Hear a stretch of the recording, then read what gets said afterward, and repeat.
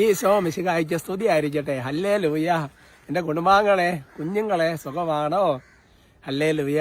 ആരോഗ്യം ഫുള്ളി അങ്ങ് ഓക്കായി വരുന്നേ ഉള്ളൂ കേട്ടോ. അതുകൊണ്ട് വേറെ ലൊക്കേഷൻ ഒന്നും മാറിയെടുക്കാൻ വേണ്ടി പറ്റിയില്ല. നിങ്ങളോടെല്ലാം എല്ലാം തുറന്ന് പറയും. ക്ഷീണം വന്നാലും പറഞ്ഞേക്കാം. Price the Lord. പിന്നെ നമ്മുടെ സഹോദരങ്ങൾ സുഖമായിരിക്കുന്നു കേട്ടോ. പിന്നെ ചെറിയ വിഷയങ്ങൾ അത് മാറിക്കോളാം, നിങ്ങളൊന്ന് പ്രാർത്ഥിച്ചാൽ മതി. ഇന്ന് സെൻറ്ററിൽ പോകാൻ പറ്റിയില്ല, സാരമില്ല. പിന്നെ നമ്മുടെ സഹോദരങ്ങളിൽ നിന്ന് പ്രത്യേകിച്ച് ഒരു നന്മ അറിഞ്ഞവരും ചൊല്ലി നിങ്ങളുടെ എല്ലാ നിയോഗങ്ങൾക്കും വേണ്ടി പ്രത്യേകം പ്രാർത്ഥിക്കുകയാണ് കേട്ടോ. പലവിധ നിയമങ്ങളുണ്ട്, പിന്നെ പല സന്ദേശങ്ങൾ അല്ലെങ്കിൽ പിന്നെ പ്രാർത്ഥനാ നിയമങ്ങൾ പറഞ്ഞതിൻ്റെ എല്ലാത്തിനും വേണ്ടി പ്രാർത്ഥിച്ച് ബ്ലസ് ചെയ്യാം കേട്ടോ. നന്മ നിറഞ്ഞ മറിയമേ സുസ്ഥിയെ കർത്താവ് അങ്ങയോട് കൂടെ സ്ത്രീകളിൽ അങ്ങ് അനുഗ്രഹിക്കപ്പെട്ടവളാവുന്നു. അങ്ങയുടെ ഉദരത്തിൻ ഫലമായി ഈശോ അനുഗ്രഹിക്കപ്പെട്ടവനാവുന്നു. പരിശുദ്ധ മറിയമേ തമ്പുരാൻ്റെ അമ്മേ, പാപികളായ ഞങ്ങൾക്ക് വേണ്ടി ഇപ്പോഴും ഞങ്ങളുടെ മരണസമയത്തും തമ്പുരാനോട് അപേക്ഷിക്കണമേ. അമ്മേ. Praise the lord. ഇന്ന് നമ്മുടെ വിഷയത്തിന്റെ തലക്കെട്ട് സുഭാഷിതങ്ങൾ 29-23 ബേസ് ചെയ്തിട്ടാണ്. Book of proverbs chapter 29 verse 23. അതിനിങ്ങനെയല്ല വെളിപ്പെടുന്ന അഹങ്കാരി നിലം പതിക്കും, വിനീത ഹൃദയം ബഹുമതി നേടും. അപ്പോൾ അതുകൊണ്ട് തലക്കെട്ട് ഇങ്ങനെ കൊടുത്തത് നിലം പതിക്കാതെ ബഹുമതി നേടാൻ എന്നുള്ളത്. ഇതിന് സമാനമായ വചനങ്ങൾ നേരത്തെ പലതവണ ഞാൻ പറഞ്ഞിട്ടുള്ളതാണെന്ന് എൻ്റെ ഓർമ്മ. ഒരുപാട് വചനങ്ങൾ ഇതിന് സമാനമായ വചനങ്ങളുണ്ട്. എൻ്റെ പ്രിയപ്പെട്ട സഹോദരങ്ങളെ, ബൈബിളിൽ ദൈവം വെറുക്കുന്നതായിട്ട് പറയുന്ന വളരെ ദൈവാരെ വെറുക്കുന്നില്ല എന്ന വചനമുണ്ട്. പക്ഷെ അതുപോലെ കഠിനമായൊരു പാപമാണ് ഈ അഹങ്കാരം എന്ന് പറയുന്ന പാപം. ആത്മ പ്രശംസ, അഹങ്കാരമൊക്കെ പിന്നെ ഒരു സമയം കഴിയുമ്പോൾ ദൈവനിഷേധത്തിലേക്ക് എത്തിക്കും. അഹങ്കാരത്തിന് ചില ലക്ഷണങ്ങളുണ്ട്. മറ്റാരെ ആശ്രയിക്കുകയല്ല, അങ്ങനെ പല സംഘമുണ്ട്. അഹങ്കാരത്തിന് കോപം വരും, അസൂയ വരും. CCC അതൊക്കെ പഠിപ്പിക്കുന്നുണ്ട്. ഒരുപാട് തകർച്ച വിളിച്ചു വരുത്തും അഹങ്കാരത്തിന്. അപ്പം അതുകൊണ്ട് എൻ്റെ എളിമയാണ് ഏറ്റവും നല്ലത്. നമ്മൾ എളിമപ്പെട്ട് നിന്നുകൊണ്ടിരുന്ന സംഭവിക്കുന്ന കാര്യം ഇപ്പോൾ നമുക്ക് പ്രാക്ടിക്കലി നമ്മൾ അങ്ങോട്ട് തന്നു പോകുന്ന പോലെയൊക്കെ തോന്നും. ഒരു സമയം കഴിയുമ്പോൾ ദൈവം ഈ വിനീത ഹൃദയരെ ഉയർത്തും. അങ്ങനെയാണ് ദൈവത്തിൻ്റെ വചനം അല്ലേ?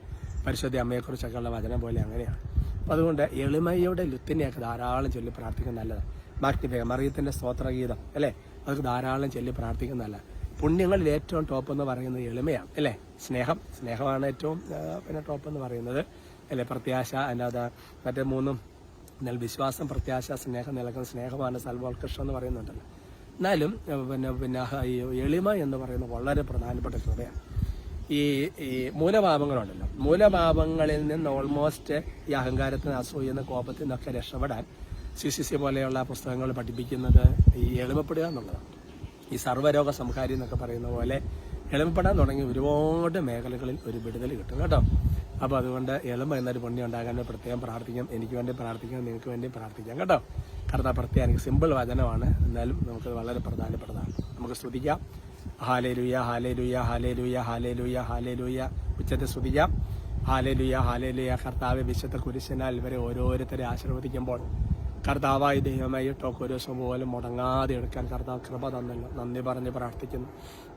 പരിശുദ്ധാത്മാവ് അങ്ങയുടെ സ്നേഹത്തെയും കരുണയോർത്ത് നന്ദി പറയും. ദൈവമേ, എല്ലാ പൈശാചികപ്പെടുന്ന അന്ധകാരശത്തിന് ഉപദ്രവങ്ങളും ശല്യങ്ങളും ബാധകളെയും ഭൂതങ്ങളെയും ബന്ധിച്ച് ബഹിഷ്കരിച്ച് കുരിശിൻ്റെ ഇവിടെ ചാട്ടിപ്പായി പ്രാർത്ഥനയാലും വചനത്താലും നിങ്ങൾ വിശുദ്ധീകരിക്കപ്പെടട്ടെ എന്ന് പ്രാർത്ഥിക്കുന്നു. ദൈവത്തിൻ്റെ കൃപ ശക്തമായി നിങ്ങളെ നിറയട്ടെ. എളിമ എന്ന് പറയുന്ന സുഹൃതം, ആ പുണ്യത്തിൽ ധാരാളം വളരാൻ കൃപ ലഭിക്കട്ടെ. അഹങ്കാരത്തെ എളിമപ്പെട്ട് അവസാനിപ്പിക്കാൻ കൃപ നൽകണമേ കർത്താവെ. ഇവരുടെ എല്ലാ പ്രാർത്ഥനാ നിയോഗങ്ങളും, എല്ലാവരുടെയും പ്രാർത്ഥനാ നിയോഗങ്ങൾ ഈശോയുടെ നാമത്തിൽ ആശീർവദിക്കുന്നു. കർത്താവായ ദൈവമേ, പ്രത്യേകിച്ച് സ്ഥലം വിൽപ്പന, അതേപോലെ തന്നെ ഹോസ്പിറ്റലിൽ പോകുന്നു, അതുപോലെ ജോലിയുടെ മേഖലകൾ, രോഗപീഠകൾ, കർത്താവ് ഇൻ്റർവ്യൂകൾ, അങ്ങനെ ഒരുപാട് മേഖലകളിൽ കർത്താവെ എന്താണ് ഇവരുടെ പ്രാർത്ഥനാ നിയോഗം, ആ മേഖലയെല്ലാം ദൈവത്തിൻ്റെ കരുണ വരട്ടെ ഇപ്പോഴും എപ്പോഴും എന്നേക്കും. ആമേൻ.